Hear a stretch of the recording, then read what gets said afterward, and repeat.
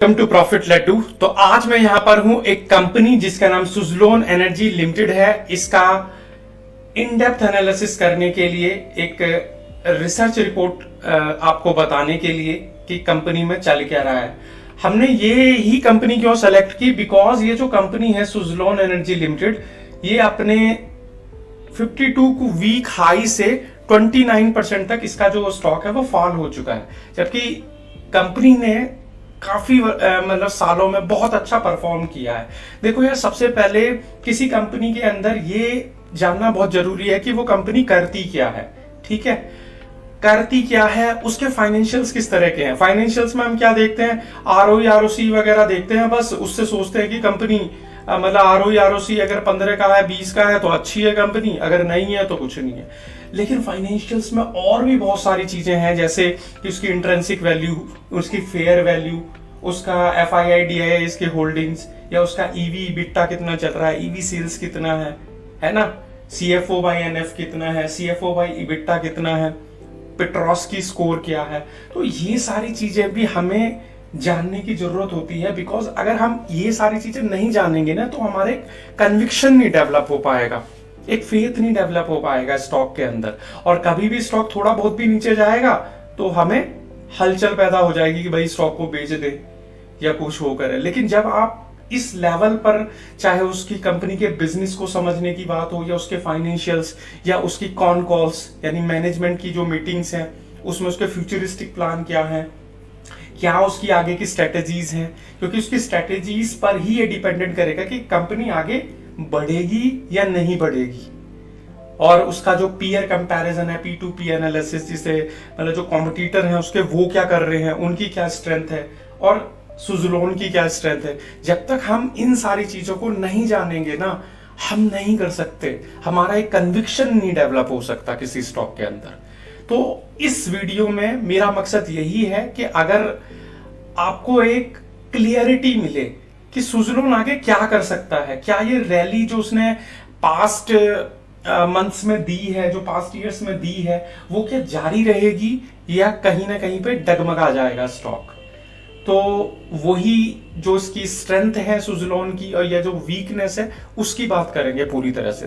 तो सबसे पहले उसके बिजनेस के बारे में बात करेंगे, फिर उसकी फाइनेंशियल्स के बारे में बात करेंगे, फिर उसकी कॉन कॉल्स के बारे में बात करेंगे, मैनेजमेंट के बारे में, और फिर उसके P2P एनालिसिस यानी उसके कॉम्पिटिटर क्या कर रहे हैं क्या नहीं कर रहे हैं, कैसे ये बेटर है अपने कॉम्पिटिटर से, उसको जानने की कोशिश करेंगे। तो करते हैं वीडियो की शुरुआत। तो सुजलोन एनर्जी लिमिटेड 60 रुपीज का भी प्राइस चल रहा है, 52 वीक हाई पे है, 29% का फॉल मिला हुआ है। ठीक है जी, सबसे पहले इसका जो सेक्टर और इंडस्ट्रियल बिलोंगिंग्स है वो जान लेते हैं। भैया रिन्यूएबल एनर्जी है, कई बार लोग कंफ्यूज हो जाते हैं कि रिन्यूएबल एनर्जी में बहुत सारी चीजें आती है, सोलर भी आता है, विंड भी आता है, और ये जो हाइड्रो भी आता है ना, ये सारी चीजें तो इसी के अंदर आते हैं रिन्यूएबल एनर्जी। पर ये कौन से सेक्टर से, ये मेन इसका काम क्या है, तो उसमें ये लिखा हुआ है कि विंड टर्बाइन मैन्युफैक्चरर है, ये विंड एनर्जी से रिलेटेड है, पावर और हैवी इलेक्ट्रिकल्स आइटम बनाती है इससे रिलेटेड। ठीक है जी, ग्रुप बिलोंगिंग्स में सुजलोन ग्रुप का एक पार्ट है, तुलसी टेंटी जी के द्वारा फाउंडेड की गई है, हेडक्वार्टर इसका पुणे में है। ठीक है जी, उसके बाद में इंडिया में इंडस्ट्री में इसकी पोजीशन क्या है, India number 1 wind turbine maker है भाई ये। ओवर 20.7 गीगावाट की इंस्टॉलेशन कैपेसिटी है इनकी, और मार्केट शेयर कितने का है, 32% का इनका मार्केट शेयर है। और अगर हम इसके ऑपरेशंस की बात करें या प्रोडक्ट पोर्टफोलियो को देखें तो विंड टर्बाइन जनरेटर्स बनाती है, फॉन्ड्री एंड फोर्जिंग्स में है, और O&M सर्विसेज का मतलब होता है ऑपरेशंस और मेंटेनेंस वगैरह की भी ये सर्विसेज देती है कंपनी। आगे हम अगर इसकी बात करें, अगर इसके रेवेन्यू वगैरह की, तो रेवेन्यू स्प्लिट देखें तो कोई ये भी चीज जानने की बहुत जरूरी है। अगर हम कंपनी के रेवेन्यू स्प्लिट को नहीं जानेंगे, उसके ऑपरेशंस को नहीं समझेंगे, तो फिर तो हम कंपनी को समझ ही नहीं पाएंगे ना, हम ऊपरी तौर पर समझ पाएंगे।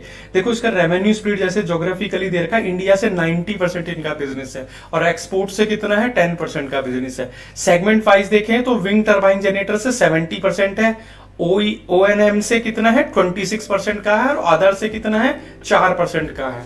तो देखो कितना अच्छा मतलब क्लियरिटी मिली है आपको इस चीज से। फिर आगे हम देखें तो मार्केट शेयर और कंप्यूटर क्या है, मार्केट शेयर जैसे 32% का ही है, और कंप्यूटर वेस्टास है, जीई है और इनॉक्स विंड इनका मेन कंप्यूटर है। अगर हम ऑर्डर बुक देखें इनकी तो 5.6 गीगावाट्स की है एज ऑन मार्च 25 तक, और रोबस्ट पाइपलाइन है, स्ट्रॉन्ग एग्जीक्यूशन है। स्टॉक स्प्लिट और हुआ था 1:5 के रेशो में इन 2008 में। नो बोनस इशूड, कोई बोनस भी इशूड नहीं हुआ है अभी। रिकग्निशन और स्ट्रेंथ में देखें तो डेट फ्री कंपनी है भाई, और स्ट्रॉन्ग ऑर्डर विजिबिलिटी है, ऑर्डर भी बहुत ज्यादा मिल रहे हैं, लो कॉस्ट ऑपरेशन है इनके। वीकनेस की बात करें तो इंडिया सेंट्रिक मॉडल है, क्योंकि इंडिया से ज्यादा इनका मतलब रेवेन्यू जनरेट होता है। विंड फोकस्ड है और लेस डाइवर्सिफाइड है, कोई ज्यादा डाइवर्सिफाइड नहीं है ये कंपनी। लेटेस्ट न्यूज देखें तो नेट जो Q4 FY25 का नेट प्रॉफिट है वो 1181 करोड़ का है। स्ट्रॉन्ग क्वार्टरली रिजल्ट्स हैं इनके। उससे आगे चले अगर कंपनी के बारे में तो ब्रोकरेज व्यू क्या है, मोतीलाल ओसवाल ने इसको टारगेट दिया हुआ है, अभी 62 करीब का चल रहा है, 82 का टारगेट दिया हुआ है, और बुलिश आउटलुक है पूरी तरह से। मैंने आगे आने वाले समय में मतलब स्टॉक बहुत अच्छा कर सकता है। और कॉम्पिटिटिव एडवांटेज देखें तो end to end wind solution provide कराता है, और स्ट्रॉन्ग ईपीसी जो इंजीनियरिंग, प्रोक्यूरमेंट और कंस्ट्रक्शन से रिलेटेड वर्क है, यानी कि सारा 1-to-1 सॉल्यूशन प्रोवाइड कराएगा ये। और ONM मतलब ऑपरेशंस और मेंटेनेंस वगैरह का भी इनका पूरा इकोसिस्टम बनाया हुआ है इन्होंने, 1-to-1 सॉल्यूशन प्रोवाइड कराती है कंपनी। अब हम अगर कंपनी के फाइनेंशियल और रेशियो एनालिसिस की बात करें तो उसको समझ लेते हैं। सबसे पहले इसके जो प्रमोटर होल्डिंग है वो देखो आप 11.7 है, जो कि यार बहुत कम है, थोड़ी सी वीकनेस है इस लेवल पे कंपनी में, ठीक है जी। उसके बाद में कंपनी की जो पी कह रहा हूं मैं, ये जो पीबी रेशो है वो देखने की जरूरत है। जो बुक वैल्यू है वो है 4.51 की, और अपने बुक वैल्यू पे 13 टाइम्स पे ट्रेड कर रहा है स्टॉक, यानी कि कहीं ना कहीं स्टॉक ओवर वैल्यूड दिखाई देता है इसके हिसाब से, बुक वैल्यू के हिसाब से, जबकि पी के हिसाब से अंडर वैल्यूड दिखाई देता है। पी इसका 39 का है, इंडस्ट्रियल पी 56 का है, यहां पर अंडर वैल्यूड दिखाई देता है, लेकिन बुक वैल्यू के हिसाब से ओवर वैल्यूड दिखाई देता है। कई बार क्या होता है, जो कैपिटल इंटेंसिव इंडस्ट्रीज होती है ना, उनमें बुक वैल्यू ज्यादा प्रेफरेबल होती है एज कंपेयर टू ये जो पीई रेशो है, ठीक है जी। उसके बाद में अगर इंट्रेंसिक वैल्यू देखें तो वो 18.8 की है। इंट्रेंसिक वैल्यू कुछ खास नहीं है, बिकॉज स्टॉक का प्राइस 60 का चल रहा है और इंट्रेंसिक वैल्यू खाली 18 की है, थोड़ा ज्यादा सी तो होनी चाहिए थी, तो उस लेवल पे भी ये ओवर वैल्यूड दिखाई देता है। और अगर इसके पेट्रोस की स्कोर देखें, अभी हम इसकी केवल वीकनेस की बात कर रहे हैं, पेट्रोस की स्कोर पे क्या है, ये पूरी तरह से 5 का है, लगभग 7 का होना चाहिए पेट्रोस की स्कोर, जो उसकी फाइनेंशियल सारी कंडीशंस को बताता है, तो ये भी थोड़ा सा कम दिखाई देता है, ठीक है जी। फिर देख लेते हैं इसका जो ईवी बिट्टा है वो भी थोड़ा सा गड़बड़ाया हुआ है, जो लगभग यार 50 से ऊपर का तो होना ही चाहिए ईवी बिट्टा, और ईवी बाई सेल्स 1 से 3 के बीच में होनी चाहिए, तो जो बहुत ज्यादा 7.51 है, तो वो भी थोड़ा सा गड़बड़ाया हुआ है। उसके बाद अगर 1 ईयर का कैगर देखें तो ये भी -12% का है, तो यहां पर इसीलिए हम इस स्टॉक का एनालिसिस कर रहे हैं, बिकॉज 1 ईयर में थोड़ा सा डिक्लाइन किया है, वैसे बहुत अच्छा चल रहा था स्टॉक, ठीक है जी। तो ये सारी चीजें थी, इसकी वीकनेस थी। अब हम अगर इसकी स्ट्रेंथ पे आए तो स्ट्रेंथ में सबसे बड़ी स्ट्रेंथ क्या है कि इसकी जो फेयर वैल्यू है वो स्टॉक की करंट प्राइस के लगभग इक्वल ही चल रही है, जो कि इसे एक अच्छा पोटेंशियल स्टॉक बनाती है, अंडर वैल्यूड बनाती है, इस हिसाब से अंडर वैल्यूड दिखाता है। यहां पीबी और पीबी के हिसाब से ओवर वैल्यूड था, लेकिन यहां पर अगर पैग रेशियो देखें तो 0.18 का बहुत अच्छा पैग रेशियो माना जाता है, जिसके हिसाब से ये अंडर वैल्यूड है। ये पैग रेशियो भी एक वैल्यूएशन करने का पैरामीटर होता है, ठीक है जी। आरओई देखें 41.3% का है, बहुत जबरदस्त है। आरओसी देखें 32.4 का है, जबरदस्त है। आरओए देखें 20.6 का है, वो भी बहुत जबरदस्त है। अगर हम इसका डेट टू इक्विटी देखें 0.05, यानी कि कंपनी पर डेट नाम मात्र का है, पूरी तरह से डेट फ्री कंपनी है। अगर इसके कैश रिजर्व्स देखें तो 3,374 के हैं और डेट कितना है, खाली 323 करोड़ का। तो आप समझ सकते हैं कि कंपनी पूरी तरह से कैश रिच बन चुकी है और एक टर्न अराउंड स्टोरी है, एक सीख लेने वाली है इस कंपनी से। देखो बहुत मुश्किलों में चल रही थी ये कंपनी, बहुत बड़े डेट में थी, लेकिन अब बिल्कुल प्रॉफिटेबल है पूरी तरह से। उसके बाद में अगर हम देखें तो भाई 3 इयर्स का कैगर 113% का है एवरेज। आप समझ सकते हैं कहां पे बात, मतलब कंपनी ने कितना अच्छा रिटर्न्स दिया होगा अपने जितने भी इन्वेस्टर्स को। CFO बाई NF है जो कि 50 से ऊपर का होना चाहिए, 52 का है, ठीक ठाक है। CFO बाई EBITDA जो थोड़ा सा गड़बड़ाया हुआ है, वैसे ठीक है, पर इतना मतलब 100 से ऊपर का ही होना चाहिए ये लगभग। तो थोड़ा 64 का है, ये भी ठीक ठीक है, मतलब ज्यादा खराब भी नहीं बोल सकते इसको। और year on year sales growth 66%, बहुत ही जबरदस्त है। नेट प्रॉफिट ग्रोथ 213 की है, वो भी मतलब जिसे कहते हैं बहुत जबरदस्त है। ऑपरेटिंग प्रॉफिट ग्रोथ भी 79% की है, वो भी बहुत जबरदस्त है। FIIs 23%, बहुत अच्छा है। DIIs 10%, ठीक ठाक है। तो ये सारी चीजें होती हैं। देखो इसमें ये जो EV EBITDA मैंने बताया था, इसमें ये 41.7 का है, ये लेस देन 10 होना चाहिए, लेकिन 41 का है, बहुत ही गड़बड़ाया हुआ है। और EV सेल्स वही है 1 से 3 के बीच में जो होना चाहिए था। तो ये सारी चीजें थी इसकी स्ट्रेंथ और वीकनेस इसकी फाइनेंशियल्स में, ठीक है। देखो फाइनेंशियल्स का भी अपना ही इंपॉर्टेंस है, क्योंकि आपको जरा सी देर में ही रेशियोज वगैरह को एनालाइज करके पता चल जाता है कि कंपनी की जो करंट पोजीशन है वो किस तरह की है, ठीक है जी। उसके बाद में अगर हम कंपनी की कॉन कॉल्स देखें जून वगैरह की, तो देखो कैपेसिटी यूटिलाइजेशन किया है, करंट कैपेसिटी है 4.5 गीगावाट की, और ये कहां तक ले जा रहे हैं, इसको स्केलेबल कर रहे हैं 5.5 गीगावाट तक, जो कंसिस्टेंट डिमांड भी आ रही है इनको। दूसरी बड़ी चीज विंड सेक्टर आउटलुक देखें तो इंडिया का जो टारगेट है 100 गीगावाट का है 2030 तक, लेकिन करंट बेस क्या चल रहा है 51 गीगावाट का, यानी कि जस्ट डबल करना चाहते हैं 2030 तक, यानी 5 सालों में जस्ट डबल हो जाएगा। तो अगर ये इंडस्ट्री बढ़ेगी तो भाई कंपनी भी बढ़ेगी जो इससे रिलेटेड कंपनीज हैं। दूसरा स्ट्रेटेजिक डिफरेंशिएशन क्या है इनका, कि इनका जो फ्लैगशिप मॉडल है made in India, made for the India, S144 जो इनका एक टरबाइन है वो इनका फ्लैगशिप मॉडल है। इनोवेशन एज इन हाउस इन्होंने इसको बनाया है अपने R&D में। और यूनिक प्ले में देखें तो actively developing sites on the EPC contract वगैरह भी ये काफी इनको मिल रहे हैं। और उसके बाद में जो ग्रोथ ड्राइवर्स हैं, स्ट्रेटेजिक इनिशिएटिव्स हैं इनके, वो देख लेते हैं। ज्योग्राफिकली क्या कर रहे हैं ये, expanding footprint into the eastern India में अपने आप को बढ़ा रहे हैं। मॉनिटरिंग कर रहे हैं क्या, इंटरनेशनल एक्सपेंशन के लिए, पोटेंशियल के लिए। तो उस पर भी इनकी कड़ी नजर है कि हम इंटरनेशनली कैसे अपने आप को एक्सपेंड कर सकते हैं। प्रोडक्ट स्ट्रेटेजी में आपको मैंने बताया था S144 एक टरबाइन है, टरबाइन मैन्युफैक्चरिंग जो उनका कोर प्रोडक्ट है, और नेक्स्ट जनरेशन टरबाइन वेरिएंट्स को भी ये डेवलप कर रहे हैं अपने R&D में। बैकवर्ड्स इंटीग्रेशन में कुछ खास नहीं कर रहे हैं, not expanding aggressively. Selection exploration of new component manufacturing, कि हम नया क्या कर सकते हैं, किस नए कंपोनेंट को बना सकते हैं, उस पर इनका फोकस ज्यादा है। और अगर हम इसके केपेक्स प्लान्स को देखें FY26 के लिए, जो इनका केपेक्स प्लान है वो plan investment in 400 to 450 crore की ये इन्वेस्टमेंट करना चाहते हैं। कहां पर, एक तो कैपेसिटी अपग्रेड करेंगे, अपनी कैपेसिटी को बढ़ाएंगे, दूसरा R&D पर, और तीसरा ये IT पर अपना ये इन्वेस्टमेंट करेंगे। उसके बाद में क्या है कि प्रोडक्ट फोकस में क्या है, इनका जो कोर प्रोडक्ट है S144 टरबाइन, उसका भाई 5+ गीगावाट का इनका ऑर्डर भी मिल चुका है इनको।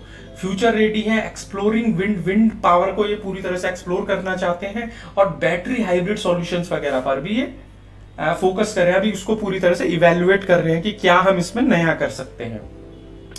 अब उसके बाद हम चलते हैं कि पी टू पी कंपैरिजन में, पीयर टू पीयर कंपैरिजन में इसकी जो सबसे हाई मतलब पब्लिक लिस्टेड कंपनी है जो उसकी कॉम्पिटिटर है, उससे इसका पी टू पी कंपैरिजन करते हैं, तो उसमें हमें पता चलेगा कि इस कंपनी की वास्तव में स्थिति क्या है सुज़लोन एनर्जी की FY 25-26 के लिए।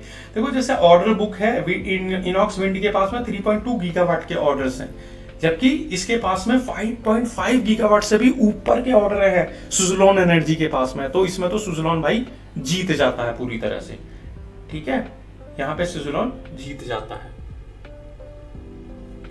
यहाँ पे सुज़लोन पूरी तरह से जीत जाता है। अगर FY 25 का एग्जीक्यूशन देखें तो 705 मेगावाट का इन्होंने एग्जीक्यूशन किया, 88% की ईयर एंड ईयर ग्रोथ थी इनकी। इन्होंने कितने का एग्जीक्यूशन किया? 1550 मेगावाट का, और 118% की वाई एंड वाई ग्रोथ थी उसमें। एग्जीक्यूशन टारगेट था कितना? 1200 मेगावाट से ऊपर का, और इनका लमसम कितना था? 2500 मेगावाट तक का। 60% ग्रोथ गाइडेड, 60% की ग्रोथ इन्होंने दिया था, प्रोजेक्शन जो था।